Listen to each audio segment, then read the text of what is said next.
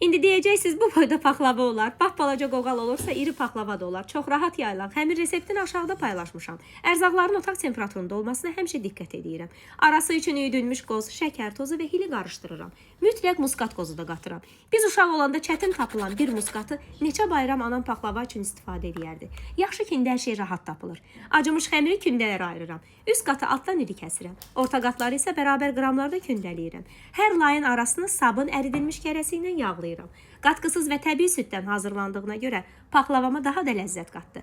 Mən içliyi ikinci qatdan sonra səpirəm. Hər dəfəsində də layları əlimlə basıram ki, bərabər otursun.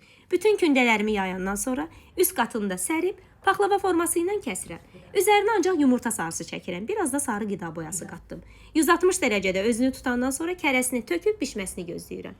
Ən sonda şərbətini gəzdirib gözləyirəm soyusun. Şərbətini isə balla edirəm. Reseptini videonun mətnində yazmışam. Paxlava sevsəm də kalorisinə görə doyunca yemirəm. Gün sonuna qədər bir dilimi lay-lay ayırıb yeyirəm. Bəs siz necə doyunca yeyirsiniz Novruz ərəfəsində?